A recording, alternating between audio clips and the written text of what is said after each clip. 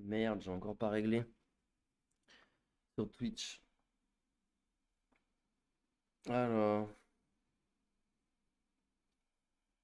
changer de notif de live.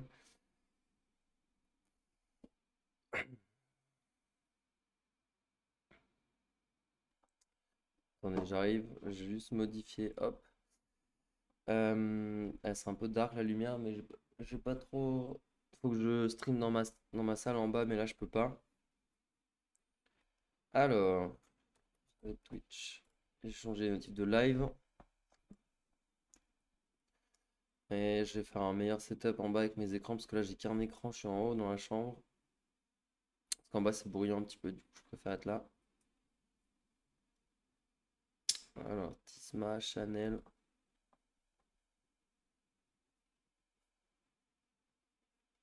Salut les gars. Attends, je vais faire Wesh l'élite. Attendez, il faut que je règle, que je mette un message. Alors,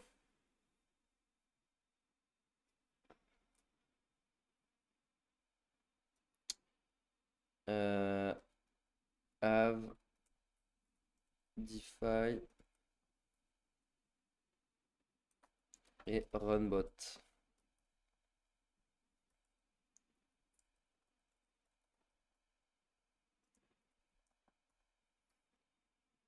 Done. Voilà.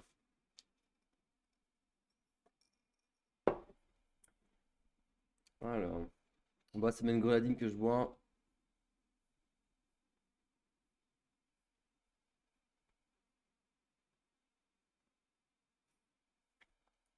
Hop,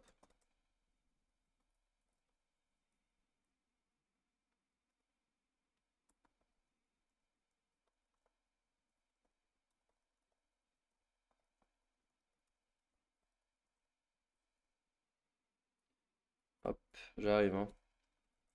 J'étais un peu late sur le timing là.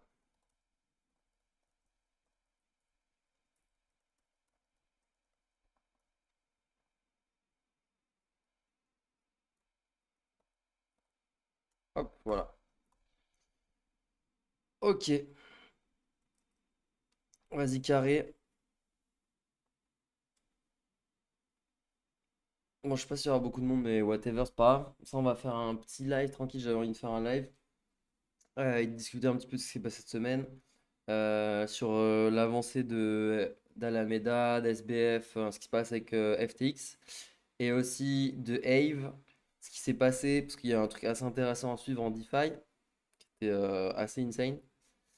Voilà, donc je pense qu'on va faire ça. Et après, on va faire un peu de. Donc, moi, je dois partir dans 1h10 en vrai. Donc, on va voir si on a le temps de faire. Mais j'aimerais bien faire un peu de runbot et de train stratégie. Voilà. Donc comme ça, on va faire ça en live. Comme ça, vous allez pouvoir voir un petit peu, je pense, là, une bonne manière de procéder pour debug Runbot, pour pouvoir optimiser la strat et tout.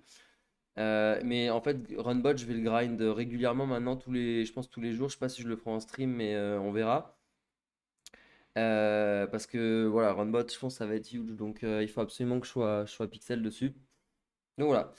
En gros, donc ce début de semaine, cette semaine, il s'est passé quelque chose. Donc là, on va parler de la DeFi, donc la finance décentralisée, notamment Aave, qui est une plateforme en fait de lending et de borrow complètement décentralisée. C'est-à-dire que tu peux emprunter ou lend, donc c'est-à-dire ou donner tes assets et ensuite prêter tes assets et ensuite t'es rémunéré à un certain taux dessus qui dépend en fonction qui dépend en fonction de la plateforme, enfin qui dépend de la currency et qui dépend euh, du marché. Voilà. Donc, en gros, je vais vous montrer très vite fait. Ça, on va en discuter. Mais en gros, ce qui se passe, c'est que là, on est là, j'ai l'adresse en fait Là, on peut mettre son adresse, ou alors tu peux rentrer l'adresse de quelqu'un d'autre. Voilà, donc tu peux voir en fait les. Donc, ça, c'était l'adresse de mec qui a attaqué Ave. On va en discuter. Et en gros, tu vois, bah, t'es Borrow, tu vois que bah, là, il a 2,65 millions de dettes, etc. APY, etc. Tu vois tout. Donc là, lui, du coup, il a à moins 1,80. Je vais vous expliquer après, mais là, je vous présente vite fait, très vite fait le market. Là, les assets qu'il peut borrow, etc. Asset to supply. Donc ça, c'est ce qu'il a en fait, ce qu'il peut, ce qu'il a dans son wallet, ce qu'il peut prêter et tout. Voilà. Et là, tu as les markets. Donc là, c'est intéressant, c'est qu'en fait, tu vois, donc là, c'est la PY par an. Donc enfin, tu vois un petit peu tout, voilà, tu vois un petit peu tout ce qu'il y a. Donc tu peux prêter un peu tous les tokens. Euh, voilà, tu peux un peu tout prêter. Il y a vraiment de tout. Donc, et ça, en fait, c'est une plateforme, donc, comme dit, bah, de prêt et de lending. Complètement décentralisé. Donc on peut auditer les contrats, tu peux lire les contrats, etc. Bon, c'est pas du tout ce qu'on va faire aujourd'hui. En fait, ce qu'il faut savoir, c'est que tu peux voir les positions des gens, vu que c'est sur la blockchain, tout est visible. Tu peux voir ce que les gens empruntent, comme on l'a fait par exemple sur le portefeuille la 0x57 du mec du coup qui a hacké le protocole, enfin qui a pas hacké le protocole, mais qui a attaqué le protocole. Et donc en gros, ce qu'il a fait, c'est qu'il a vu qu'il y avait une personne sur Aave. Donc en fait, c'est le fondateur de Curve. Curve qui est une plateforme de finance décentralisée également. Et en fait, le patron de Curve, il a build une grosse position. Donc il a lend ses Curves pour en fait récupérer de l'USDC. Donc il avait, je sais plus combien les sommes exactes, mais en gros, il avait prêté donc sur la plateforme du CRV contre de l'USDC. Je pense que c'était, je sais pas combien de dizaines de millions de dollars c'était, mais c'était une très très grosse position. Et en gros, il avait son point de liquidation à 0,20. Donc 0,20, sachant que le token était à 0,45 avant le crash, enfin, non, il était un peu avant même. En fait, il a descendu de 0,55 à 0,40, 39, je crois, 0,39 centimes, enfin 39 centimes. Et il avait sa liquidation à 0,20. En fait, il pensait faire. Donc le mec, ce qu'il a voulu faire, c'est que donc du coup, il a voulu vendre beaucoup de curves pour qu'en fait, on aille atteindre le prix de liquidation du fondateur de Curve, qui avait en fait donc sa liquidation à 0,20 et qui à ce moment-là, si le prix descend à 0,20, il est obligé, sa position est liquidée et comme sur un exchange en fait c'est pareil, sauf que bon c'est fait avec le code, c'est fait dans un smart contract et en gros il peut rien faire. Et donc ça fait que bah, le protocole va vendre la position dans ses pools de liquidité parce que donc en fait le protocole Aave il a des pools de liquidité donc Curve USDC, Curve USDT, etc. Et cetera. Et donc en fait tu peux aussi faire du supply donc faire du lending dans les pools donc qui est différent de lend à quelqu'un. Là en fait tu prêtes au market maker de Aave, etc. Et en fait, ce qui se passe, c'est que la pool, elle n'a pas une liquidité infinie. C'est-à-dire qu'à un moment, si tu prends tous les curves d'une pool, et qu'imaginons qu'il y a 1000 tokens de curve dans une pool et 1000 tokens d'USDC dans une autre pool, donc là, on a une parité, donc ça vaut un token curve vaut 1 USDC. Mais par exemple, si d'un coup, il y a 500 curves et 1000 USDC toujours, enfin, du coup, il y aura 1500 USDC, ça va se balance. Et du coup, ce qui se passe, c'est qu'au final, la valeur des 1500, en gros, d'un token curve, elle sera, bah, du coup, elle sera de, 30 pardon, elle sera de 30 centimes en fait, parce qu'en gros, bah, tu auras 500 curves et 1500 USDC. Donc le ratio sera plus du tout le même. Voilà, et en fait, le problème, c'est que le mec qui se pose la question, parce que c'est un hacker connu, il se pose la question de qu'est-ce qui va se passer si en fait je vide complètement la pool de liquidité de Aave et que du coup le market doit quand même liquider une grosse position. Et en fait, du coup, ils pensaient probablement crasher la plateforme ou faire via cette liquidation de cette grosse position, ils voulaient crasher la plateforme et ils voulaient essayer de voir ce qui se passait. Et à mon avis, dans le but de short le token Aave. Et on l'a vu, le token Aave s'est bien pété la tronche pendant l'exploit.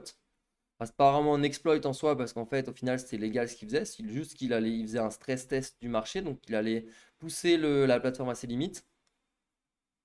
Donc, je vais vous montrer ce qui s'est passé niveau prix, etc. Et donc, l'histoire en fait exacte, c'est que donc il y avait une grosse position d'emprunt de USDC à un curve en fait, une liquidation de 0,20. C'est-à-dire que si le prix descendait en dessous de 0,20 par curve, bah du coup, Aave allait liquider cette grosse position. En fait, il allait prendre du coup les curves du fondateur et les liquider dans les pools de liquidité de Aave. Du coup, ce qu'il a fait, c'est que donc le mec s'appelle Avram Eisenberg, c'est lui là. sur Twitter. Avraham Eisenberg, en fait, ce qu'il a fait, c'est que du coup, il a pris l'USDC, il a emprunté beaucoup, beaucoup, beaucoup de curves sur Aave. Il a emprunté, en gros, il a mis 50 millions de dollars de USDC sur la plateforme. Avec ces 50 millions de dollars, il a acheté l'équivalent plus ou moins en curve. Tu peux pas prendre 100% de ton collatéral, mais quasiment, vu que c'est de l'USDC. Tu prends, je crois, en gros, il a dû prendre 45 millions de dollars de valeur curve. Il a emprunté ça. Et en fait, mis il a vendu dans les pools de Aave tous ses curves.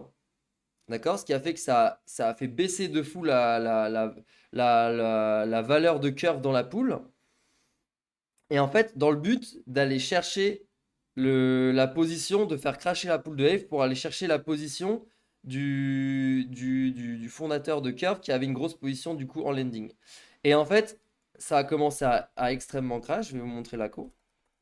Ceux qui ont pas trop suivi. Hop. Voilà. En gros,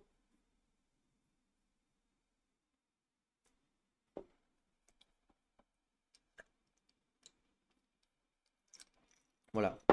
En gros, c'est ici, il a commencé à sell. Et du coup, on a fait un moins, je crois que c'était un moins 20% plus. Moins 25%. Voilà. Et en gros, donc là, on est descendu à 0,39 et en gros, sa position était à 0,20. Mais on aurait très bien pu faire une cascade de liquidation. On aurait pu faire une cascade de liquidation sous ce point-là, ici, là, et aller chercher le 0,20 facilement dans une grosse mèche en vidant les liquidités de Aave.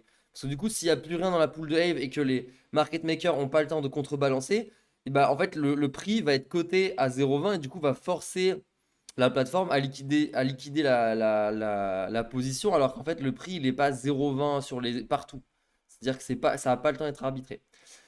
Sauf qu'en fait, ce qui se passe, c'est que ici, Aave, ils ont vu que, Curve, ils ont vu que c'était chaud et le fondateur, du coup, a release un nouveau protocole qui va être le protocole du stablecoin de Curve.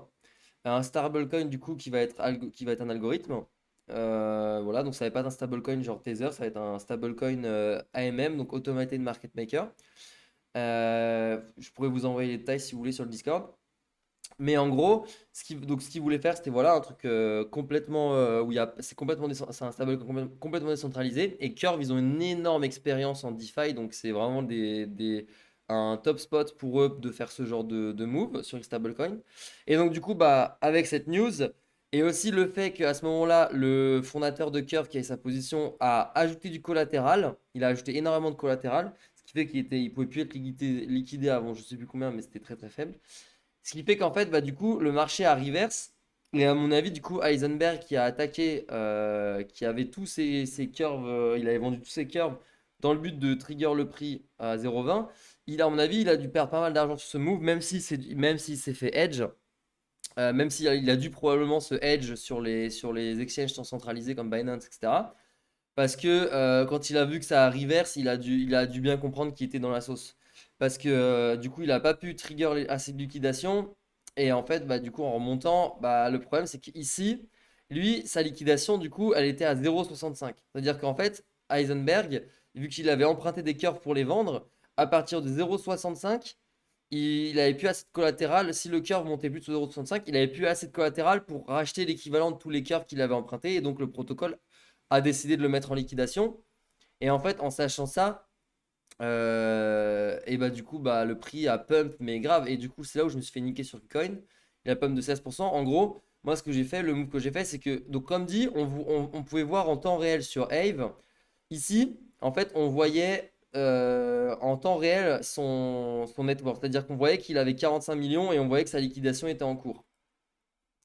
Du coup, ce qui se passe, c'est que vu que sa liquidation était en cours, et ben en fait, c'était sûr que ça allait faire pub le prix. Parce qu'en gros, bah, Aave faisait que de racheter, racheter. Ça se faisait c'était automatiquement, ça se faisait, il rachetait à taux de 100 000 dollars dans le marché comme ça, bam, bam, toutes les 5 secondes. Ce qui fait que du coup, le prix a pris une grosse pump lors des achats. Et donc en fait, bah, là, à ce moment-là, moi j'avais buy ici, ça faisait un triangle assez obvious. Là, le marché, c'était sûr qu'il allait chercher la liquidation qui était juste ici. Donc moi, j'ai buy là avec un petit stop loss en dessous. Et bah voilà, j'ai ride la pump. Ici, j'ai vu que dans son portefeuille, il restait plus que genre 15 millions à liquider. Et là, à ce moment-là, je me suis dit, pardon, là, à ce moment-là, je me suis dit, ok, ok, ça pue parce que ça va aller vite. Et les gens vont vouloir dump aussi. Lui, s'il est edge en position, il va aussi commencer à dump bien avant. Et donc là, j'ai commencé à sell. Et là, KuCoin, en fait, cet exchange liquide de merde, excusez-moi l'expression, mais c'est le cas, je ne pouvais pas vendre, je ne pouvais pas market. C'est-à-dire que je ne pouvais pas market sell. J'appuyais sur market et il mettait error. Du coup, je martelais mon clavier, impossible de sortir. Du coup, bah, j'ai demandé, on était en vocal avec Sandman. Du coup, j'ai demandé de me hedge, donc lui qui short sur son compte, parce que vu que j'ai pu FTX, Binance, j'étais en France, du coup, j'avais pas les futurs. Voilà, donc j'avais plein de trucs qui allaient pas, je pouvais pas trader le coin, et du coup, j'étais baisé, je pouvais pas close ma position, c'était l'enfer. Du coup, j'ai 2000 balles qui se sont envolées comme ça de profit que j'ai pas pu TP. J'avais trop la mort, parce que le temps que Sandman me hedge et tout, bah, c'est descendu instant, hein. Voilà. Et du coup, bah voilà, comment littéralement, KuCoin m'a pris 2000 balles. Ah, j'avais trop le seum. C'est à dump instant, hein. À partir du moment où il n'y avait plus de liquidation, le marché il a dump instant, c'était logique. Et moi là, j'arrivais pas à exit, j'avais trop la mort, j'avais envie de classer mon clavier. C'était limite encore pire qu'FTX. Franchement, j'ai pété un câble. Parce que là, frère, c'est un scandale de pas pouvoir fermer sa position, c'est inadmissible. Plus jamais je mets les pieds sur KuCoin, cet exchange de merde. Bon, je garde mes KCS parce que c'est pas le moment de le vendre, mais vas-y, putain, ça m'a vraiment saoulé. Soif. Bref. Voilà, donc voilà, d'ailleurs, il a bien repump après, on peut le voir, hein, c'était propre. En même temps, Curve, c'est une valeur sûre, hein, en bear market. Curve, c'est du lourd parce qu'ils font beaucoup de volume. Tu as un gros APY. Un APY, pour ceux qui ne savent pas, du coup, c'est un retour sur investissement à l'année, etc.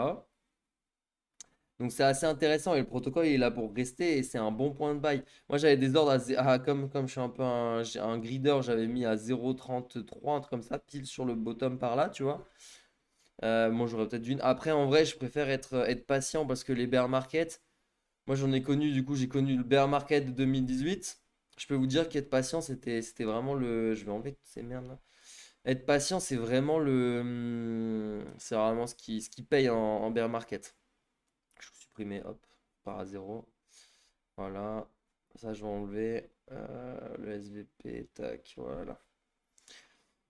Bref, donc voilà, donc en fait, c'est passé, donc le mec en fait il s'est pris un peu le revers de la médaille, c'est-à-dire qu'il voulait trigger un mec, finalement c'est lui qui s'est fait chasser. Mais c'était intéressant et en fait ce qui se passe c'est que du coup le protocole comme on l'a vu, il y a écrit, tac tac pardon qui est là, on voit que cette personne du coup il a une dette de 1,85 million dans le protocole, c'est-à-dire qu'il doit au protocole 1,85 million. Sauf que évidemment vu que c'est décentralisé etc, personne ne va rembourser ces 1,85 millions. Donc ce qui se passe, c'est qu'on appelle ça que on appelle ça de la bad debt. C'est en fait de la dette du coup qui va être financée par Ave eux-mêmes, qui va être remplacée par Ave. Et donc en fait, bah voilà, c'est comme ça, c'est Ave qui va en rembourser. Donc les gens parce que du coup, l'argent qu'il a perdu, c'est de l'argent en fait que les gens lui avaient prêté. Donc des gens comme vous et moi qui avaient prêté sur la plateforme. Et du coup, c'est Ave qui rembourse l'argent pour les gens, voilà. Et voilà, donc là, comme dit, le safety module, en gros, ils ont un safety module de 227 millions de dollars, justement pour ce genre de cas. Voilà. Donc justement pour Edge, pour prêter, enfin pour rembourser les utilisateurs dans des cas comme ça. Mais ça arrive très rarement. Donc là, comme on voit, c'était le mec, il avait borrow pour plus de 50 millions. Ça va, avant de cracher le truc, il y a du time, quoi. Voilà, pardon. Et en fait, ce mec, du coup, lui, il se fait que de la thune sur des DPEG, sur des hacks. En gros, il a hacké Mango. Il avait hacké Mango pour 70 millions de dollars. Donc en vrai, c'est un hacker, hein, c'est un black hat. En soi, il est pas sympa. Mais en fait, il fait des stress tests qui sont extrêmement bénéfiques pour l'industrie. Là, comme on voit, la Ave, ils ont pris une attaque qui est relativement grande, de grande ampleur. Et franchement, au final, ils finissent avec 2 millions de bad debt. C'est pas beaucoup. C'est vraiment, c'est très raisonnable. Je crois en fait, il avait quasiment vidé la poule. Enfin, il restait plus un. Du coup, c'était très bien. Bref. Donc du coup, voilà. Bon, là, si vous voulez lire, il détaille un petit peu tout ce qui s'est passé. Euh, il détaille un petit peu tout ce qui s'est passé. Euh, enfin, en gros, il commentait des tweets, etc. en live. C'était assez marrant.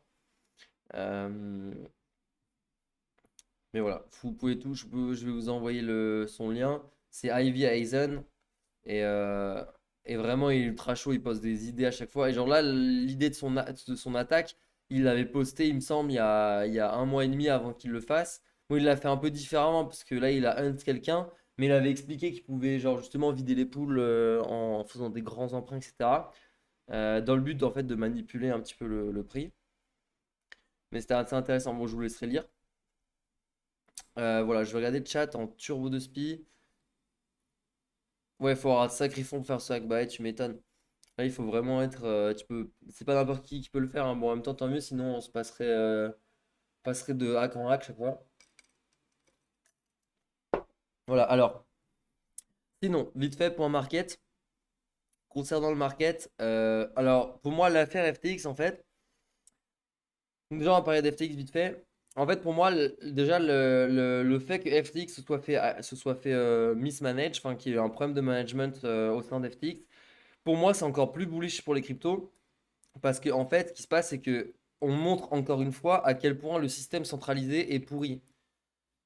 Si tu as tes thunes sur une ledger en crypto, il n'y a aucun risque pour qu'en fait, il se passe ce genre de choses. Donc en fait, ton argent, si tu es en full crypto, il n'y a aucun risque de te faire avoir comme ça. Donc déjà, pour moi, ça prouve encore une fois que de centraliser les plateformes et de donner ton argent à des tiers de confiance, c'est vraiment le pire truc à faire, comme d'hab. Et c'est encore prouvé une seule fois. Donc pour moi, c'est encore bullish crypto parce que ça montre encore une fois l'intérêt des cryptos au final de la self-money, d'être son propre gérant de fonds. Parce que, bah voilà, encore une fois, c'est centralisé. Il y a un mec corrompu, il y a un mec qui gride. Il y a un mec malhonnête, voilà, tu vois plus tes fonds, tu te fais niquer en 2008, et ça arrive et ça va réarriver. Les banques, ça réarrivera un jour. La différence avec une banque, c'est que s'il y a un mauvais management et qu'au final tout le monde veut retirer ses thunes, et bah l'État il vient avec les chars et il met un char devant l'ATM. Voilà, c'est la différence avec nous, ce qu'on a vécu, c'est que nous, il n'y a personne pour nous bail-out sauver. Mais ce qui se passe, c'est que dès qu'il y a un problème, l'État vient et il amène l'armée s'il faut. Donc c'est ça la différence. Mais ça prouve encore une fois que c'est un château de cartes et quand tu peux pas faire confiance à quelqu'un pour tes thunes et qu'il faut ta thune, ton argent, tes cryptos, il faut les garder sur une ledger. Point barre, à toi, n'en parle plus. Donc pour moi, c'est aussi pour les cryptos long terme. Et encore une fois, on purge les mauvais acteurs. C'est toujours ce qui se passe en bear market. Les plus faibles disparaissent, les plus forts restent et deviennent plus forts. Et là, la DeFi, du coup, elle aura passé avec succès tous les protocoles DeFi comme Curve, Aave, etc. Ils ont passé leurs quelques premiers mois, premières années avec succès, notamment avec un gros bear market bien vénère. Voilà, donc on verra. Du coup, pour moi, c'est pour le long terme, j'aurais beaucoup moins de mal à mettre de l'argent sur des plateformes DeFi qu'à l'époque, parce que maintenant, je sais que ça a vécu un bear market de grande ampleur avec brio et qu'il n'y a pas eu de hack jusqu'à maintenant alors que tout est open source et puis en général tu peux voir tout est clair, tout est transparent, les audits, etc. Tu peux tout voir, c'est carré. Voilà. Donc, favoriser la DeFi et le self-custody. Voilà. Ensuite, concernant FTX en lui-même, pour le moment, j'ai pas trop d'infos. Donc, j'ai écouté la hearing aux États-Unis. Donc, la hearing, c'était la soutenance, en fait. La soutenance, c'est pas le bon mot. Plutôt, comment dire, l'audience voilà, de FTX, en fait, aux US. Donc, en gros, c'était il y a quelques jours, je sais plus, c'était il y a 4 5 jours, 4 jours. En fait, en gros, c'est donc le liquidateur. Donc, c'est la personne qui a remplacé SBF à la tête de FTX. Donc c'est le nouveau CEO de FTX, mais en fait c'est le liquidateur de FTX. Et lui, en gros, son objectif, c'est de voir, faire un assessment, d'avoir une vision d'ensemble de tous les assets, de tout ce que FTX possède, que ce soit fiat, boîte, enfin entreprise, fiat, immobilier, tout ce qu'il y a, tout ce qu'ils ont contracté comme prêt, etc. D'établir une liste de créditeurs. Un créditeur, c'est moi, c'est bah, tout le monde qui a de l'argent sur FTX. Et le but, en fait, euh, c'est de vendre les boîtes qui doivent être vendues, liquider les boîtes qui doivent être liquidées, parce qu'il faut savoir que FTX, en fait, FTX, ils ont en tout, c'est un groupe de 140 entreprises différentes. Voilà. Donc il y a énormément de boîtes en fait autour d'FTX. Et en fait, ce qu'il faut, c'est que si la boîte, ils peuvent pas, elle tourne pas très bien, et ben ils vont la liquider. C'est-à-dire qu'ils vont vendre tous les actifs, etc. de la boîte, les locaux, tout ce qu'il y a. Ils vont récupérer cet argent pour FTX. Ensuite, ils vont faire ça sur les 140 boîtes. Les boîtes qui restent et qui sont saines, qui rapportent de l'argent, etc., ils vont les revendre à des investisseurs, euh, etc., etc. Et le but, c'est de récupérer le plus de fonds pour, bah, en fait, déjà bah, payer les créditeurs. Donc, les créditeurs, c'est nous. Et ensuite, redonner un petit peu de valeur aux investisseurs en deuxième lieu. Voilà. Donc c'est ce qui se passe et donc en fait bah donc il y a eu une audience bah, en gros de la cour de liquidation etc des US. Voilà donc j'ai suivi, c'était en anglais, j'ai suivi et mais en fait bon il n'y a pas grand chose vu que c'était pour le moment c'est des trucs qu'on connaît vu qu'on est moi enfin c'est des trucs basiques. En gros bah il disait que justement bah qu'il y avait 140 boîtes que ça avait été très mal managé en fait, c'est-à-dire que il y avait personne qui tenait les comptes. Il y avait aucun comptable, il y avait rien que c'était vraiment en fait c'était manage par des jeunes qui avaient jamais fait de boîte et qui étaient complètement irresponsables. Voilà. Donc il racontait un peu ça. Il disait aussi que c'était très important en fait que les créditeurs ne soient pas divulgués parce que le problème c'est que FTX donc ils ont comme moi vous avez probablement dû faire un KYC donc ils ont vos adresses mail, vos numéros de téléphone, votre adresse physique, vos noms, vos prénoms, etc. Et le problème c'est qu'en fait normalement quand une boîte fait une liquidation aux États-Unis, ce qui se passe c'est quand elle fait une liquidation, quand elle est en procédure de liquidation, la boîte doit publier officiellement les créanciers. Les créanciers, ouais, c'est bien les créditeurs, je crois. Les créditeurs. Donc, c'est-à-dire qu'en gros, ils doivent publier une liste de toutes les adresses physiques des personnes, voilà, publiquement. Voilà. Sauf que le problème dans le cas d'FTX, c'est que ça pose un gros problème. C'est qu'il y a des millions de créditeurs partout dans le monde. Voilà. Et le problème, c'est qu'en crypto, on est extrêmement, on va pas se mentir, mais on est bien privacy savvy, c'est-à-dire qu'on fait attention à notre vie privée et qu'on est, voilà, on est des populations qui faisons le plus attention. Et du coup, c'est inadmissible de rendre publiques ces informations et ça a aucun, ce ne serait pas du tout bénéfique. Il n'y a aucun intérêt à rendre ces informations publiques. Et donc, en gros, ils ont passé beaucoup de temps à prouver ça au procureur, de leur montrer que ça avait aucun intérêt pour la liquidation d'FTX. C'était dans l'intérêt de personne de divulguer nos informations. Et donc, en gros, bah, ce à quoi le procureur a accepté.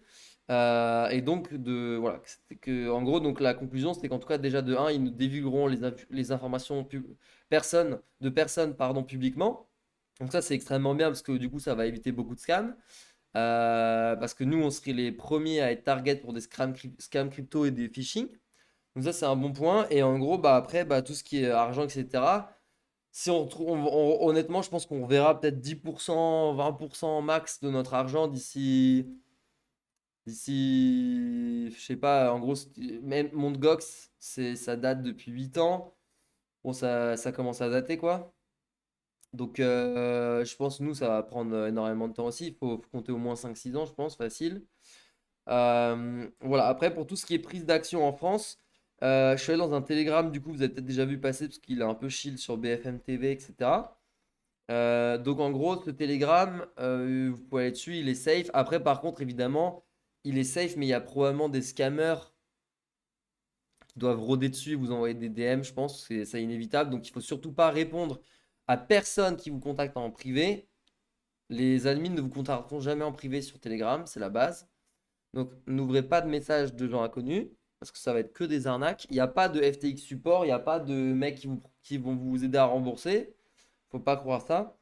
Après, apparemment, il faut se renseigner, mais apparemment, il y aurait des avocats français qui disent que ça pourrait passer dans le cadre d'une moins-value. Donc, on pourrait compter ça comme une moins-value sur l'année fiscale.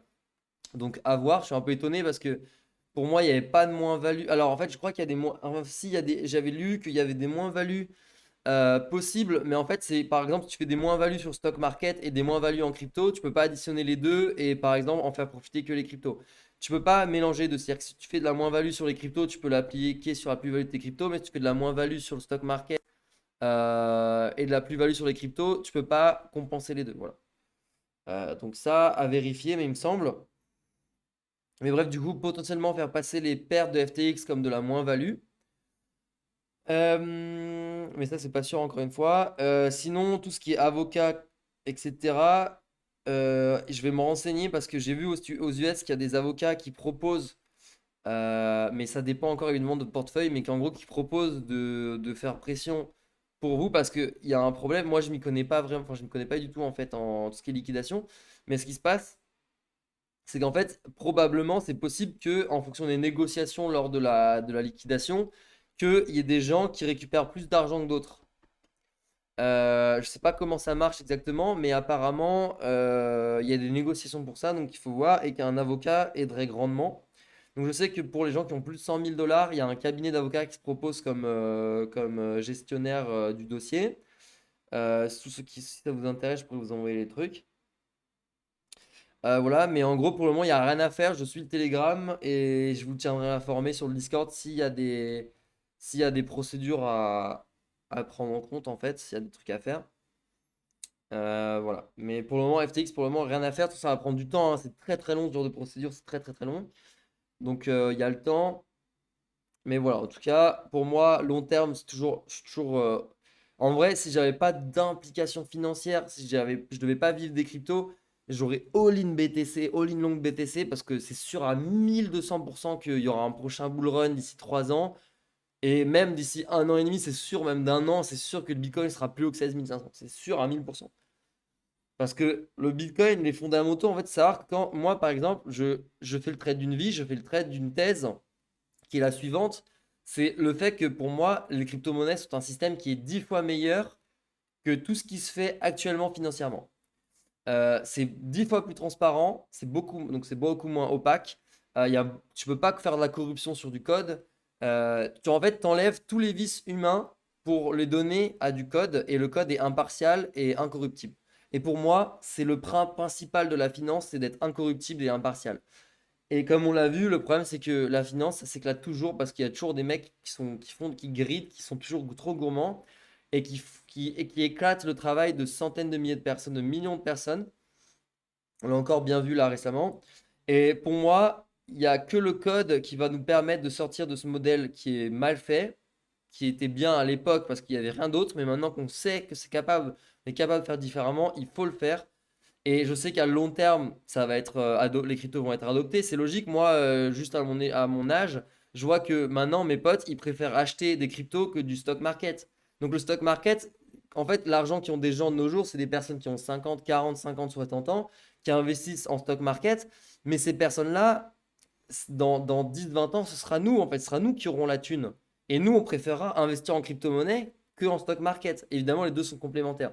Et ce que je veux dire, c'est qu'il y aura, du coup, les cryptos vont forcément exploser en valeur parce qu'il y aura beaucoup plus d'argent dedans. Et en plus, sans compter le fait que le Bitcoin, avec ses halvings tous les 4 ans, en fait, l'émission monétaire du Bitcoin est divisée par deux. C'est énorme. Et c'est pour ça que le Bitcoin, en fait, il est capé en hauteur. Il ne peut pas trop monter parce que si on monte trop vite, et ben en fait, la création de Bitcoin fait que sur le marché, on peut dump beaucoup trop de Bitcoin. Et donc, en gros, par exemple, si le Bitcoin est à 10 000 et qu'on fait 10 BTC par jour, et que tu les dumps sur le marché, ça fait qu'on dump 100 000 dollars par jour. Mais si maintenant il est à 100 000, ça fait qu'en fait, du coup, tu dumps 1 million par jour. Donc, c'est 10 fois plus. Et en fait, le problème, c'est qu'à ce moment-là, bah, si le prix il explose, s'il explose trop vite et que l'émission monétaire du Bitcoin est continue, parce qu'elle est constante, pardon, pendant 4 ans, le problème, c'est que la pression vendeuse, elle devient exponentielle par rapport à la demande. Et donc, en fait, ça fait que le prix se crache un moment, en fait, tout le temps. Et c'est ça qu'on voit des cycles. Et c'est pour ça qu'à chaque début de halving, on repump, parce que l'émission est créée par deux et ça fait un engouement, etc. Donc, c'est psychologique aussi, mais ça fait qu'il y a quand même, physiquement, il y a deux fois moins de Bitcoin à vendre. Et si le Bitcoin est trop cher, il peut pas être trop cher. Sinon, il n'y a pas assez de pression acheteuse pour compenser l'émission, en fait. Voilà. Donc, pour moi, le Bitcoin est voué à exploser. Et en fait, perso, moi, le Bitcoin, je le connais depuis 3000 dollars. Il y a 6 ans, je veux dire, voilà, c'est des hauts, des bas, mais en aucun moment, ma thèse les fondamentaux n'ont pas du tout changé, que ce soit avec le crash en prix, que ce soit avec le crash d'FTX. Les fondamentaux n'ont pas changé. La thèse est la même. Le remplacement du système financier, enfin la modification, pas le remplacement, mais la modification du système financier traditionnel par les cryptos, ça va arriver, ça arrive, c'est long, c'est un processus qui est très lent, mais ça va arriver dans les prochaines, ça va prendre 10 ans, 20 ans, mais ça arrivera. Et donc la thèse pour moi n'a pas changé, les cryptos, les fondamentaux n'ont pas du tout changé, ils sont même meilleurs qu'avant, parce que beaucoup de choses ont été créées sur Ethereum depuis ces derniers temps, etc. Donc pour moi, c'est haussier et il n'y a pas de... pour moi, c'est très bénéfique au crypto long terme. Et voilà, il n'y a aucun problème. C'est juste que les gens, en fait, ils ont tous cette thèse, mais en fait, cette thèse, euh, et ils sont trop affectés psychologiquement. Et donc, en fait, ce qui se passe, c'est que ils confondent le price action et la thèse. C'est-à-dire qu'en fait, ils croient que si le prix descend, leur thèse est irréfutée. Mais en fait, la thèse, elle n'est pas du tout irréfutée en fonction du prix. La thèse, c'est une conjonction d'idées qui font que tu vas croire en quelque chose, en fait. Et le truc, c'est que le prix n'a rien à voir avec le prix ne doit pas être inclus dans cette conjonction. Et le problème, ce que font tous les débutants, c'est que ils vont avoir cette thèse basée sur justement leur truc fondamental de leur thèse du Bitcoin va monter, c'est parce que le prix monte. Et ça, c'est une grosse erreur dans l'investissement, c'est que tu peux pas voir ça comme ça, parce que sinon, en fait, le prix va y réfuter ta thèse, alors que le prix, il dépend juste du supply et de la demande. Donc, tu peux pas réfuter ta thèse pour le prix. Et c'est ce que font tous les gens. Et au final, bah, du coup, c'est pour ça que tout le monde achète quand ça monte. Parce que leur conviction, c'est que ah, ça monte, vu que le prix valide, enfin, vu que le prix monte, ça valide ma thèse que le Bitcoin va monter, donc c'est un bon investissement. Mais non, en fait, c'est pas les bons fondamentaux quand tu as une thèse que tu veux trader en tant qu'investissement, enfin, que tu veux trader, que tu veux investir. Et donc, en fait, ce qui se passe, c'est que les gens, ils ont acheté tous ici, ils ont acheté tous ici, et maintenant, ils revendent tous ici. Sauf que du coup, bah voilà, et en fait, parce que pour eux, la thèse est morte, mais la thèse, elle est pas morte. Là, la thèse, elle a jamais été aussi vraie que maintenant. Là, il y a eu le crash d'FTX, il prouve encore une fois, que si t'avais que du Bitcoin, tu n'aurais aucun problème. Voilà. Donc là, niveau technique aussi, là, ça commence à être très Gucci. On a une divergence weekly qui est relativement bonne. Voilà, qui est relativement bonne. Franchement, une div weekly, c'est insane. Div weekly. Là, il n'y a plus de volume, enfin, il n'y a plus personne pour acheter, il n'y a plus personne pour vendre. Donc ça, c'est très très bien. Franchement, c'est un énorme point d'achat. Tout le monde attend 14. En fait, tout le monde s'est fait brain ici. Enfin, brain, bah, tout le monde n'avait pas le choix avec FTX, dont moi, j'ai dû vendre du Bitcoin à 18 800, je crois, je vous rappelle. Donc, parce que j'ai besoin pour vivre. Si ça, en fait, je pense à 90%, 80% qu'on est quasiment proche du bottom. Le problème, c'est qu'en fait, si on arrive dans 10% et c'est pas le bottom financièrement, si on remonte pas d'ici 2 ans, je suis dans la merde. Et donc je veux pas me mettre dans la merde, je veux pas me mettre de pression supplémentaire, donc j'ai préféré sécuriser à 18 200 pour des raisons personnelles, mais j'ai encore des cryptos évidemment. Et je vais potentiellement racheter, mais il va falloir que je time l'achat pixel pour pas m'exposer trop pendant trop longtemps. Voilà. Mais c'est pas grave parce que du coup je vais être obligé de retrader pour faire le capital, mais c'est pas grave. Parce que bah, de toute façon, je voulais me reposer un peu sur mes lauriers, mais bon, comme dit, il faut se pousser au max. Euh, voilà, donc là, niveau AT, c'est top. Là, niveau AT, on est très très bien. Niveau fondamental aussi, on est bien. Voilà. Donc ça pour le Bitcoin. Et du coup, maintenant, on va passer à Runbot.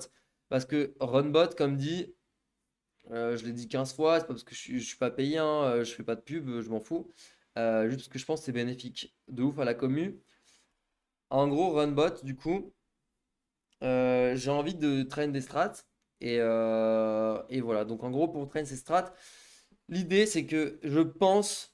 Alors j'ai pas encore de strat qui fonctionne. Donc en fait, ce que je vais vous dire, c'est parce que j'ai pas encore train Runbot. Mais je sais que si je traîne, ça va être Gucci. Mais en gros, pour moi, je pense c'est que de base, vu que j'ai pas de hedge sur Runbot, contrairement à Seyman et tout qui a farmé comme un fou depuis longtemps. Je pense que de base, on doit se baser sur une stratégie de trading qu'on connaît, ou alors dont on a entendu parler, etc., qu'on comprend pourquoi ça marche. Et ensuite, il va falloir débugger, on va dire, comme en code. On va devoir regarder pourquoi elle a pris un mauvais trade, compenser En fait, on fait du machine learning, hein. Compenser ce mauvais trade, rerun la strat, voir si c'est bon, passer à un prochain paramètre, etc., etc. Donc, moi, je pense, du coup, ça, je vais virer cette stratégie. Je vais garder que les EMA parce que c'est celle que je voulais un petit peu peaufiner. Je pense que ça peut être une bonne. Alors là, je vous expliquerai pourquoi j'en ai 50. C'est parce que avec Gavinka sur le Discord, on est en train de faire un module de machine learning justement pour trouver les indicateurs optimaux. Enfin, pas les indicateurs, mais trouver les paramètres des indicateurs optimaux. Donc, c'est pour ça qu'on est en train de faire des tests pour plein de backtests, etc. Mais ça, je vous en parlerai plus tard. Tout ça sera un truc qui sera public aussi. Hop, voilà. Euh, Parce que moi, en gros, il faut trouver la strat, mais après, ça prend beaucoup de temps de trouver les bons indicateurs, et ça, c'est compliqué. Ça prend longtemps, pardon. Une fois que tu as les bons indicateurs et que la strat est logique, il n'y a plus qu'à tweaker, donc à tweaker, à changer un petit peu les indicateurs, changer les ordres, etc. Enfin, changer les order size et tout. Et ensuite, avec un modèle de machine learning, tu peux facilement voir qu'est-ce qui est important ou qu'est-ce qui ne l'est pas en faisant l'analyse du data science. Donc, c'est relativement facile de faire ça. Donc là, on est en train de dev ça avec Gavinka. Voilà, mais pour le moment, on va le faire manuellement et on va chercher, parce qu'il faut d'abord chercher les indicateurs quand même pour ensuite les optimiser. Donc pour moi, en fait, je pars d'un truc, je vais mettre sur le grand TradingView. Est-ce qu'on pourrait agrandir peut-être sur Unbot? Je pense pas. Si on peut faire comme ça. Là, le backtest result, je pourrais pas le mettre. Bon, il y a encore des petits bugs sur l'interface. Genre là, c'est un peu chelou. Vas-y, c'est pas grave. On va l'agrandir. Voilà. Ce que je vais faire, c'est que je vais faire comme ça. On va le faire sur le truc. Donc là, ce que je vais faire, c'est que je vais enlever les breakers. Je vais ajouter 3 EMA. Hop. Non, je vais en mettre 2 en fait, je vais vous expliquer. Hop. Donc ça, c'est la manière dont je ferai ma strat, vous voyez. C'est-à-dire que là, je sais que les moyennes mobiles, c'est un bon truc pour choper les tendances. C'est un bon endroit, par exemple, en tendance haussière, de racheter la moyenne. Vous voyez, c'est des bons achats. Voilà, hop, hop, j'achète là, je revends l'excès, j'achète là, je revends l'excès, je rachète là, je revends l'excès. Donc c'est des bonnes stratégies de suivi de tendance. Voilà. Donc l'idée, pour moi, Runbot, l'idée c'est de faire des stratégies sur des petites time frames. Si vous faites des time frames trop grandes, vous allez tomber sur un truc, un problème essentiel, c'est qu'en fait vous n'aurez pas assez de trades. Parce que l'idée, en fait, il faut savoir, quand vous faites de ce genre d'algorithme et vous essayez de trouver les meilleurs trades, etc. avec un algorithme, le problème numéro un, c'est qu'en fait, euh, vous allez, comment dire, vous allez trop potentiellement overfit la courbe ou pas assez overfit. C'est-à-dire que, mais si c'est pas assez overfit, vous allez continuer à travailler votre algorithme pour qu'il soit de plus en plus réel et qu'il colle le plus au plus, enfin, il colle le mieux à vos attentes et aux résultats. Sauf que, imaginons que je fais un trade. Imaginez que mon algorithme, c'est un trade en grosse time frame. Je prends un exemple abusé, hein, mais voilà, qui trade du weekly. Et bah là, du coup, la stratégie, ça va être quoi? Ça va être, ok, je veux que l'algorithme, il achète quand le prix touche la moyenne mobile et qu'il revende quand il y a un excès de tant de pourcents. Et ensuite, quand il revient sur la moyenne mobile, il rachète. Ok, donc supposons que je fais ça. Donc, je vais faire je vais mettre mes indicateurs, je vais mettre mes trucs, mes paramètres, etc. Mais donc, imaginons que mon algorithme, il achète là, on va dire que ça touche, il revend plus ou moins là, il rachète là, il revend là, etc. Voilà, ça se passe. Sauf que, donc là, on a deux bons trades, techniquement. Sauf que, avec les paramètres là, ça marche sur ces deux, trois trades là, on va dire que ça fonctionne sur ce trade là, ce trade là, ce trade là, et voilà, donc là, il revend. Et donc là, il y a trois trades. Sauf que du coup, ça va marcher 3 fois, mais après, vous voyez, là, il n'y aura plus les conditions. Là, par exemple, là, on va rentrer en trade, ça a touché. Là, il n'y aura pas suffisamment d'excès, donc on va pas vendre. Là, ça va se péter la gueule, on va se faire stop loss ici. Voilà, là, on va pouvoir racheter, on va revendre, mais après, ça va se péter la gueule et ça va faire que de se péter la gueule. Et du coup, il y aura que des stop loss. On va se prendre que des stop loss. Et en fait, le problème, c'est que, imaginons que vous n'avez pas beaucoup de trades. Là, en fait, on va avoir 1, 2, 3 trades, 4, 5. Là, on n'aura pas de trades, etc. Donc, en fait, sur l'époque, sur plus d'un an, sur 2 ans, on va avoir que 3-4 trades. Le problème, c'est que 4 trades, c'est pas une stratégie fiable pour. En fait, on peut pas avec 4 trades dire que notre stratégie est fiable sur dans 2 ans. Vous voyez? En fait, on peut pas. Et ça, c'est fondamental. C'est que pour que la stratégie soit viable, il faut que vous ayez beaucoup de trades. Parce qu'en fait, s'il y a peu de trades et que ça marche, vous avez il y a de fortes chances pour que vous faisiez de l'overfitting. Et l'overfitting, comme dit, ça veut dire qu'en fait, avec les paramètres que vous avez spécifiés, par chance, ils collent trop, ou alors parce que vous avez trop bien ajusté, ils collent trop bien à la courbe. Ils sont parfaits. Sauf que vu que vous n'avez pas beaucoup de trades, la probabilité que ces trades dans le futur se produisent, ils sont faibles. Et donc en fait, quand vous aurez des nouvelles valeurs, c'est comme c'est de l'intelligence artificielle, c'est pareil, on utilise les mêmes trucs. Au final, c'est pareil, c'est qu'en fait, la machine, elle va ajuster les paramètres toute seule, et nous, on va le faire à la main. Et en fait, le truc, c'est que, bah, comme dit, l'overfitting, c'est quand vous êtes trop parfait par rapport à les données qui existent, et qu'en gros, bah, ça va donner au final, ça donnera des mauvais résultats lorsque vous ferez du réel. Et donc là, l'idée, le but pour moi, Runbot, c'est de faire des stratégies à beaucoup de trades dans le but de limiter l'overfitting. Parce que s'il y a 1000 trades, la probabilité que vous soyez, que vous ayez trop overfit sur une partie du temps, elle est quasiment nulle. Parce que plus vous avez de trades, plus ça valide. Plus ça valide votre stratégie. Et donc pour moi, il vaut mieux se faire des stratégies sur 1 heure, 15 minutes, pourquoi pas 4 heures, mais 15 minutes, 1 heure, ça me paraît mieux. Voilà. Et après, pourquoi 5 minutes? Parce qu'en fonction de la volatilité, 5 minutes, pour le scalp, ça risque d'être, en fonction des stratégies que vous allez faire, ça va être plus compliqué. Pour moi, le 5-15 minutes, il faut faire ce genre de stratégie. Si vous voulez faire en dessous de 5 minutes, il faut utiliser des indicateurs type order flow, type liquidation et tout, qui vont être instantanés. Mais j'ai pas encore testé. Et après, par contre, si vous voulez des stratégies qui sont plus long terme, plus grandes, de swing plutôt, vous allez utiliser plutôt des EMA, même si elles peuvent être utilisées en 15 minutes, 1 heure. Mais en gros, 15 minutes, 1 heure, c'est le minimum pour des EMA. Je pense sinon les pourcentages vont pas suffisamment être intéressants par rapport aux frais des exchanges, etc.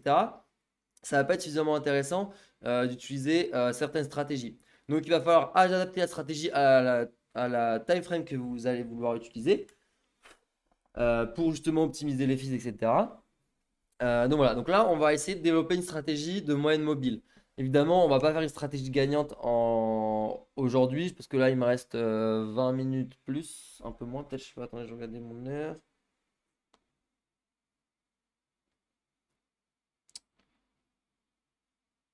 Ok, 20h30 apparemment, donc ça va, j'ai un peu plus de temps. Je vais juste regarder le chat en attendant. Attendez, t'es calé ce matin, t'as bien suffi de la faire.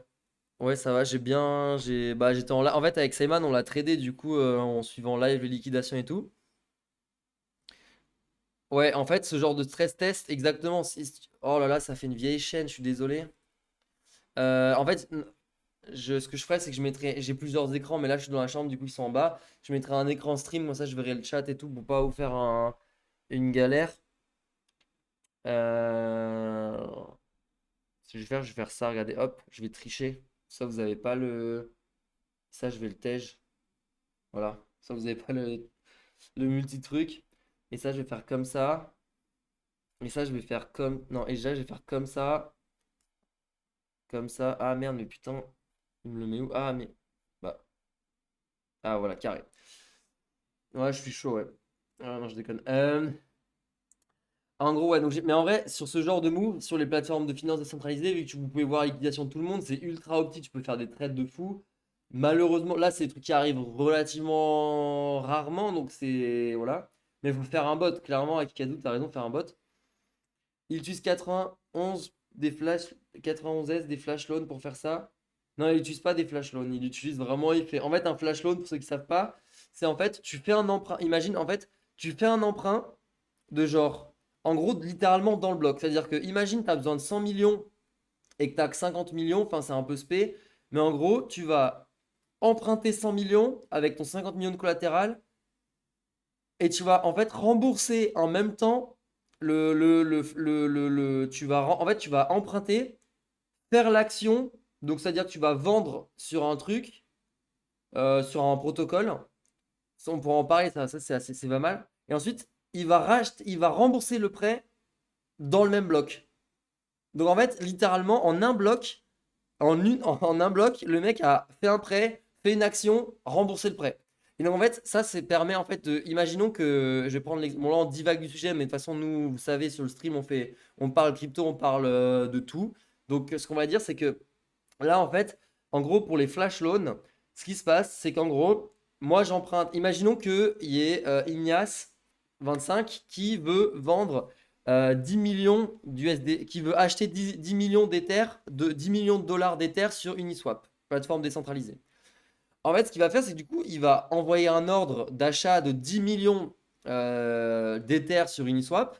Et en fait, ce qui se passe, c'est que si Ignace n'a pas correctement réglé le slippage euh, de l'échange décentralisé et qu'il accepte de prendre 2% de slippage, par exemple, sur le prix, donc c'est-à-dire qu'il va payer 2% plus cher ses Ethers, en fait, un mec qui fait un flash loan, ce qu'il va faire, c'est qu'il va voir que la transaction d'Ignace de 10 millions d'achat d'Ether est en attente sur Ether avant d'être pris par un mineur et exécuté. Ce qu'il va faire, c'est que du coup, il va acheter des Ethers. Donc, il va emprunter de l'argent pour faire des grosses sommes en général. Il va acheter des Ethers. euh, En gros, il va mettre des gas fees. Donc, il va faire un prêt. Mettre suffisamment de gas fees pour que sa transaction passe juste avant. Donc là, c'est la chaîne, elle est chronologique comme ça, elle va de bas vers en haut. Donc pour que ça, son action, elle passe avant que le mec achète. Donc là, du coup, il fait son prêt. Là, il achète des Ethers avant Ignace. Du coup, il fait monter le prix de 1,9%. Et Ignace, lui, vu qu'il a dit qu'il avait toléré genre 2% de slippage, et bah du coup, vu que le slippage pour le moment il est inférieur, il est à 1,9%, du coup, il va acheter les 100 millions d'Ether, ce qui va faire monter le prix dans la pool de 2% du prix de l'Ether. Et lui, en fait, il a acheté juste avant que ça monte de 2%. Et du coup, il va instantanément, dans le même bloc, revendre. C'est un peu compliqué, je suis désolé, je sors du champ, mais il va du coup revendre. Donc là il y a Ignace. Donc là, le mec a fait son prêt, il a acheté de l'Ether. Ignace achète de l'Ether. Là, il revend l'Ether qu'il a acheté 2% plus cher et il rembourse son prêt dans le même bloc. C'est instantané en fait.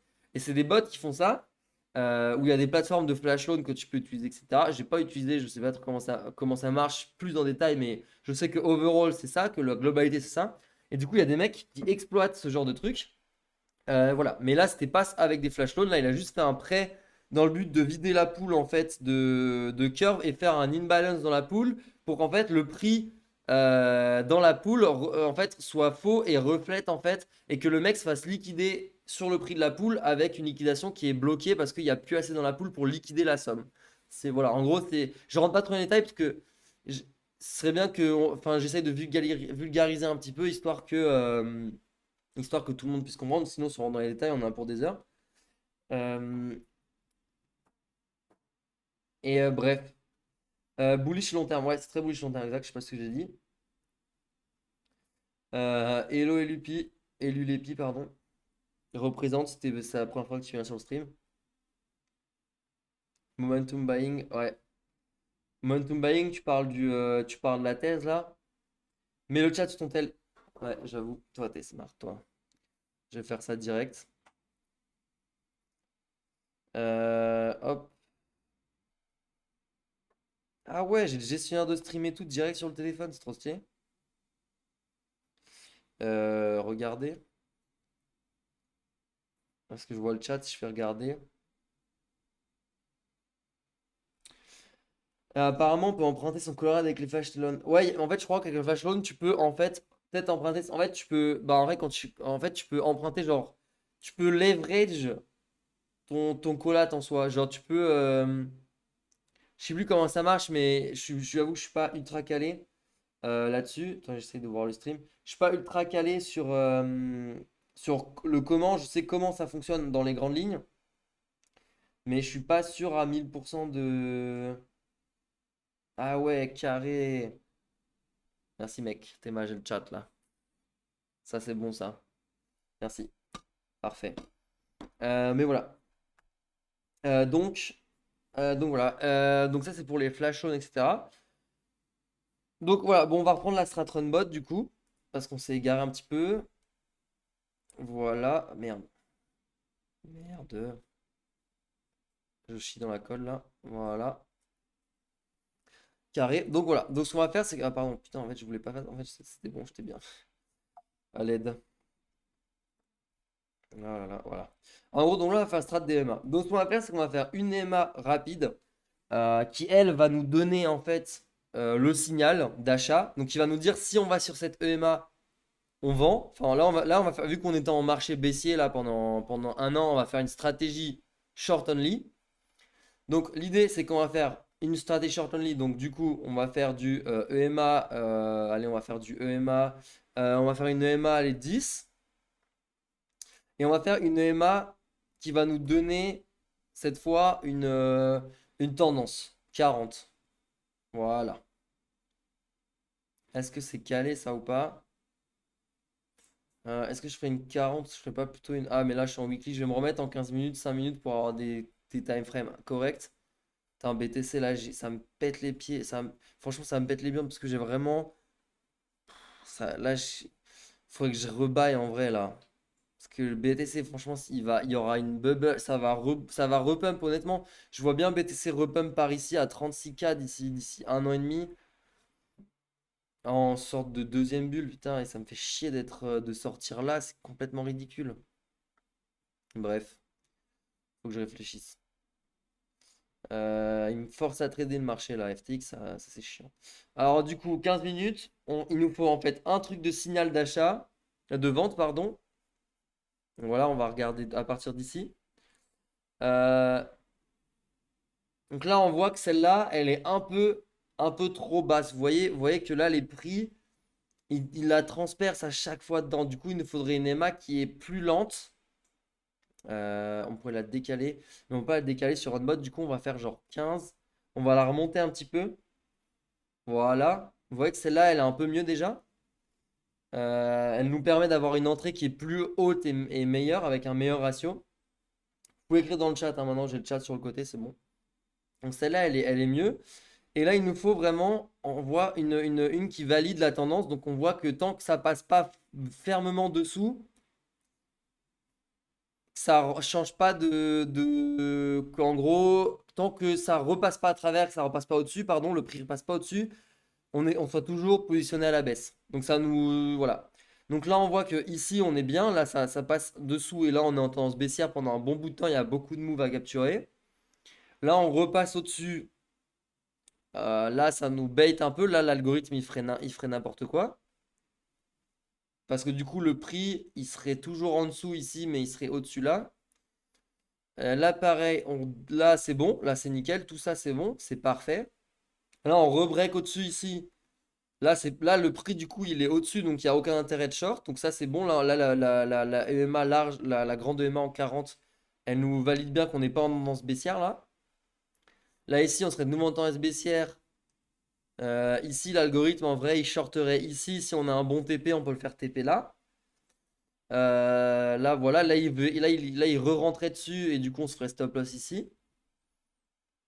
Là, pareil, on se ferait stop loss là. Ici, est-ce qu'on se ferait stop loss? Si on rentre en short là, oui, on se ferait stop loss là.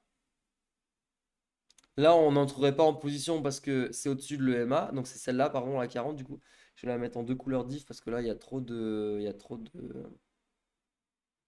Voilà, la verte, c'est la grosse. Donc là, on voit qu'on est en saucière, on baisse pas. Là, on reprend les shorts dès qu'on peut. Là, on se fait potentiellement bête. Donc là, vous voyez, là, c'est là où je vous dis qu'en fait, la stratégie, elle est bonne. Vous voyez qu'il y a beaucoup d'endroits où on peut faire du profit. Tout ça, on peut faire du profit. Tous les moves là, on peut faire du profit, etc.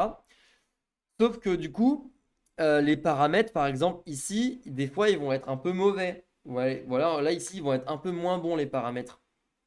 Ils vont être un peu moins bons. Donc il faut ajuster les paramètres pour que ce soit plus intéressant. Tu dois savoir quand tu es en range. Exactement. Et si ça marche, tes EMA ne marcheront pas. Exactement. C'est pour ça que déjà là, on va partir. Là, c'est une strat qu'il faut faire en période de baisse. Parce qu'évidemment, vous lancez cette strat en période de hausse, c'est mort. Donc si vous passez en période de baisse, c'est tranquille. Et après, évidemment, quand il y aura des périodes de range, ça va être moins bon.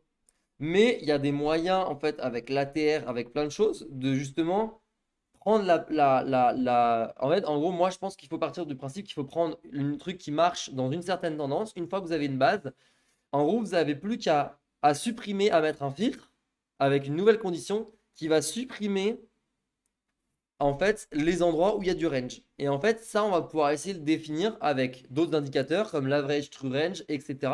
qui vont nous permettre en fait une fois qu'on aura capturé, on voit que notre algorithme il capture bien les mouvements de prix qu'on cherche à capturer.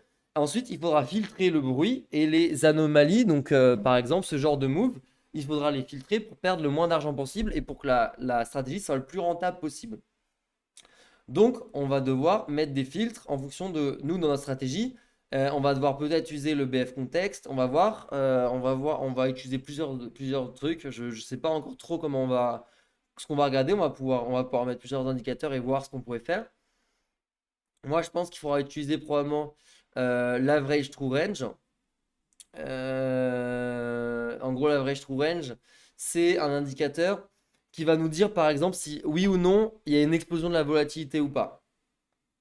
Parce que, par exemple, si on est en range, la volatilité va diminuer. Et donc, si elle diminue, en fait, l'average true range, quand il va break, en gros, il y aura des seuils. C'est-à-dire que si par exemple l'average true range, il est à, je sais pas, à 0,0 quelque chose, 0,5, 0,2, ça veut dire qu'il est très très faible. Le pourcentage de fluctuation est très très faible. Et que si d'un coup il passe à 1, c'est-à-dire qu'il y a une énorme explosion de valeur.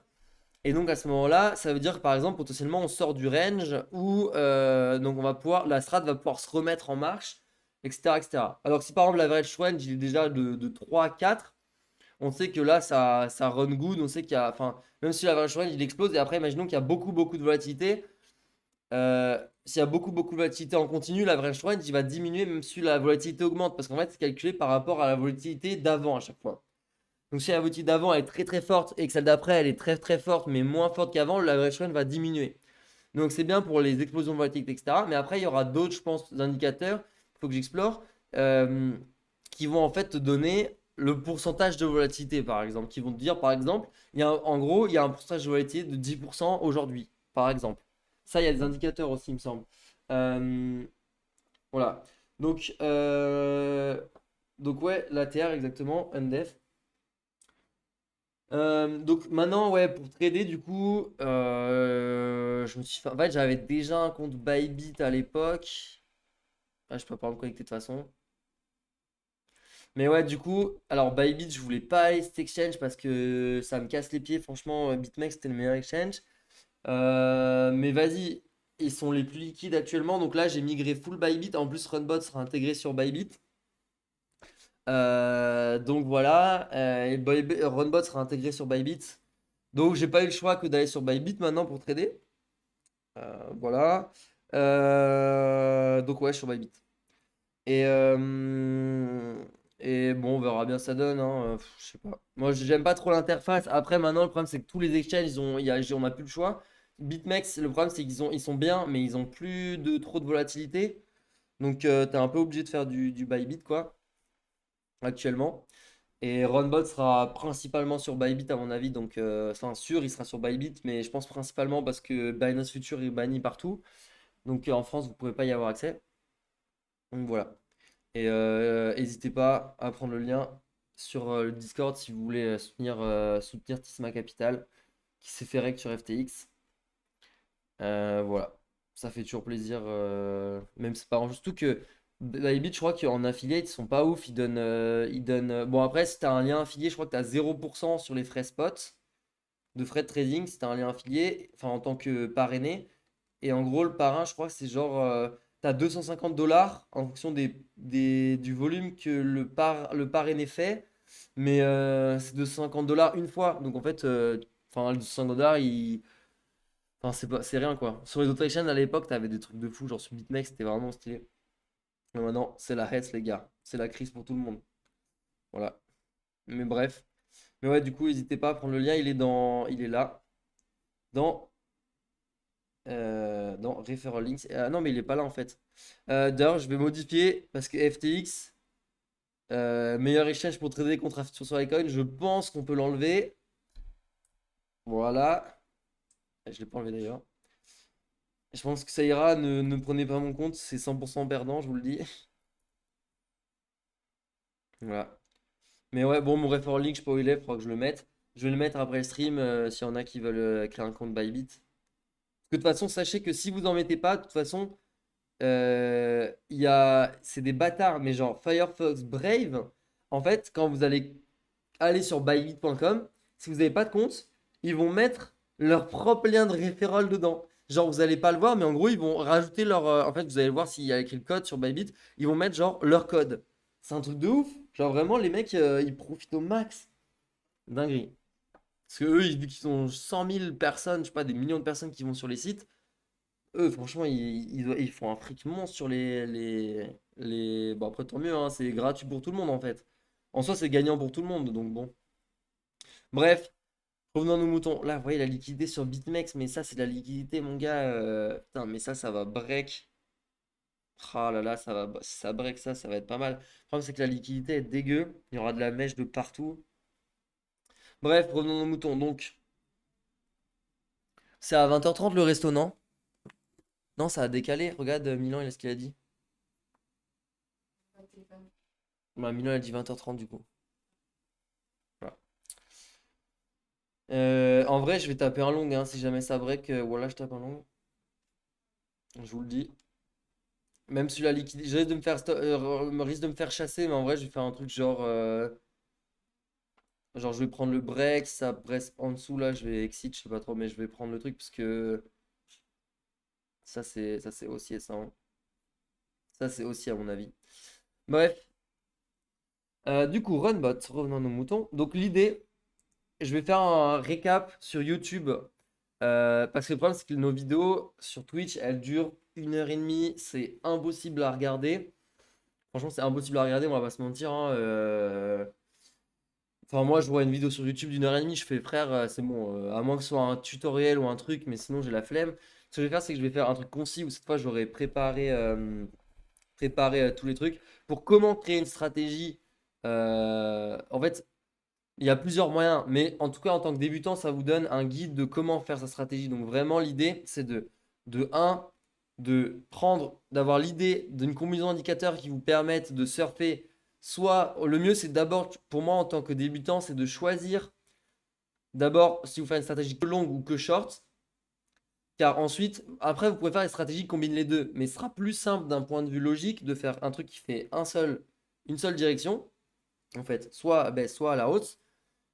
Vous identifiez le mieux. Alors, le problème, c'est qu'il y a des indicateurs qui ne sont pas codés exactement pareil que sur TradingView. Du coup, si vous allez les calquer sur TradingView et les mettre ici, par exemple, ATR, c'est pas exactement les mêmes que sur TradingView. Du coup, si vous avez utilisé ATR, par exemple, il va falloir debug sur, sur le snippet ici de TradingView sur le widget. Et du coup, il faudra peut-être recaler, faire un agencement sur Runbot qui vous permettra d'avoir une grande charte et qui vous permettra d'avoir un debug plus facile. Voilà. Donc ça, c'est la logistique un petit peu. Mais donc, en fait, pour moi, donc, il faut en grande ligne, il faut vraiment trouver la strat. Il faut choisir une strat hausse ou baisse. Ensuite, bien fit les indicateurs, voir que justement, ils trigger au bon moment, etc., etc. Ensuite, une fois que c'est fait, vous avez calibré comme on l'a fait sur les EMA, où on a ajusté un petit peu les paramètres des EMA ici pour en fait, pour que bah, ça fit un peu mieux, pour qu'on ait un meilleur suivi, par exemple ici, pour avoir une meilleure entrée de short. Vous allez ajuster vos paramètres, etc. Ensuite, vous allez run votre strat. Vous allez voir où est-ce que la strat fait de la merde, où est-ce que vous perdez trop d'argent. Par exemple, ici, la strat, elle aurait vendu ici sur, sur la touche de la EMA bleue, là, ici, dans période 10. Là, elle n'aurait pas eu le temps de TP parce qu'il n'y a pas d'excès en bas. Du coup, là, elle serait remontée. On suppose qu'on a un stop loss qui est au-dessus ici. On serait fait stop loss là. Donc, on aurait une grosse perte ici. Et donc, en fait, il faut filtrer tous les bruits. C'est-à-dire que là, pareil, on aurait short ici. On serait fait stop loss en la remontée ici.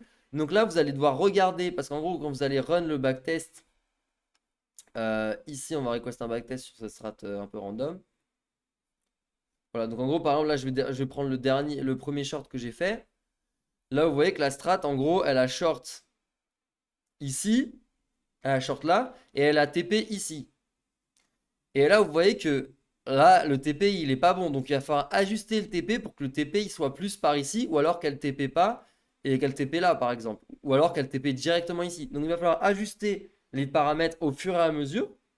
On peut dire tweaker, moi je dis on tweak les paramètres en anglais. On va tweaker les paramètres dans le but en fait d'avoir la meilleure réponse. Et ensuite, on va faire ça on va regarder plein de trades par exemple. Sur cette strat, le trade, ici j'ai pris un short là et j'ai TP là, c'est parfait. Sauf que du coup, par exemple ici j'ai décidé de shorter, mais du coup j'ai stop loss là. Donc là c'est plutôt un bon stop loss qu'on est monté 2 fois après. Par exemple là j'ai short ici, mais ça devait pas être un bon short, parce que vous voyez on est parti en tendance haussière après. Donc il va falloir ajuster tout ça dans le but d'obtenir des meilleurs shorts et meilleures entrées et de filtrer le signal des mauvaises entrées, etc. Ou alors, pas forcément soit de les minimiser, donc que vous ayez un meilleur win rate, ou alors de réduire les pertes que vous allez faire à chaque fois. Et ce qui est génial, c'est que si vous êtes par exemple pas trader sans full time, et que parce que la difficulté quand tu fais du trading, c'est de tes émotions, c'est le point numéro un, et le point numéro 2, c'est d'être consistant dans ta stratégie de trading. Et le problème, c'est que quand vous êtes débutant, c'est extrêmement dur d'être consistant. Et par conséquent, vous faites des pertes alors que votre stratégie potentiellement est bonne. Alors que sur Runbot, vous allez pouvoir faire votre stratégie optimale. Ok? Vous allez pouvoir faire une stratégie optimale. Et ensuite, vous allez pouvoir backtester. Et en fait, si elle fonctionne, vous allez être sûr quasiment à 1000% qu'elle va marcher en temps réel. Et vous aurez à aucun moment, il y a les émotions et la consistance les deux points les plus négatifs en trading manuel ne vous impacteront pas en trading sur Runbot. Et ça, c'est extrêmement bénéfique en fait. Voilà. Donc voilà. Voilà. Bah, je pense que c'est à peu près tout pour Runbot. Donc là, je vous ai expliqué comment j'ai trouvé une sorte de strat.